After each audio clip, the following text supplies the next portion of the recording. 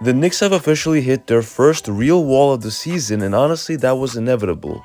Every good team goes through this stretch at some point in the season, so it's not a collapse, it's not a crisis, it's a test. And over the last few games, what we're seeing is not the Knicks suddenly forgetting how to play basketball, but it's a team that looks tired, short-handed, and disconnected from the principles that made them one of the best teams in the East to begin with. 3 straight losses does not define this group, but how they're losing absolutely tells us something, because the biggest issue right now is not offense, it's not Jalen Brunson, it's not talent. It's defense, and more specifically, the lack of sustained defense over a full 48 minutes. We are seeing it in spurts, 5-minute stretches where the Knicks lock in, pressure the ball, rotate hard, communicate, and look like themselves. And then just as quickly it disappears. Missed rotations, slow closeouts, soft point of attack defense, too many straight line drives, and too many open looks created off of one breakdown. That is not who this team has been all season. That's where the context matters, because the Knicks are missing the single player who ties all of this together, and that is Josh Hart.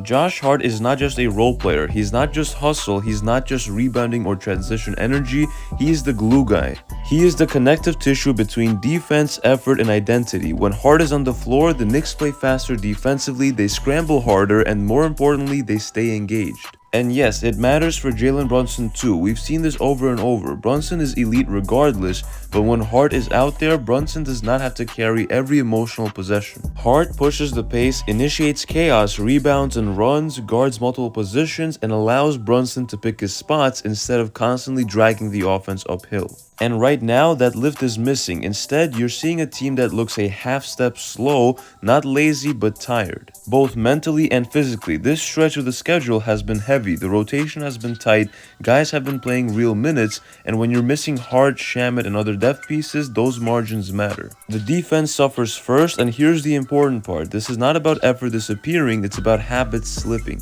Mike Brown has been very clear post-game. The Knicks are not defending for 48 minutes of the game, they're defending in segments, and in the NBA, especially against good teams or desperate teams, that's not enough. One lapse becomes a run, one blown coverage becomes momentum, and one tired closeout becomes a swing 3. That's exactly what we've seen over the last 3 games. Now tonight's matchup does not get any easier. They're heading into Detroit to face the #1 team in the East, a team that thrives on physicality, pressure, and consistency.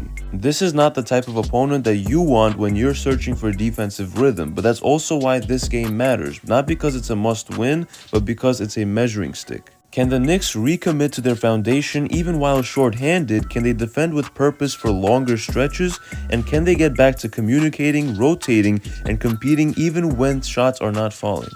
Because that is the real identity test, and the good news is help is coming. According to SNY's Ian Begley, Josh Hart has been cleared for light on-court work and will be reevaluated in about a week. But Begley also added something important. He said that he would not be surprised if Hart returns before that official reevaluation window. That opens the door for a potential return as soon as later this week, possibly Wednesday against the Clippers, maybe Friday against the Suns, but either way the trend is positive. And that matters more than people realize, because Hart's return does not just plug a hole, it resets the rotation, it restores balance, and it also allows the Knicks to defend at their natural pace again instead of constantly patching together lineups. Landry Shamet is also making solid progress. He's back on the court doing individual work, though still no contact. His return feels more like a 1 to 2 week timeline, possibly around MLK Day game or shortly before. That's another piece that stabilizes things, so no, this is not the Knicks falling apart, this is a good team navigating its first rough stretch while missing key identity players. The real concern would not be losing games, the concern would be losing who they are as a team, and right now that identity is flickering but not gone. This stretch is about recentering, recommitting to defensive principles, trusting the work, understanding that the season is long, the foundation is strong, and this group has already shown who they can be at their best. Tonight in Detroit is not about statements, it's about habits, and when Josh Hart gets back on that floor, do not be surprised if everything suddenly starts to look familiar again. But as always, if you enjoyed this video, make sure to hit that like button and sub to the channel for more Knicks news and updates you will not want to miss. It's been KNYT here, and I'll see you guys in the next one.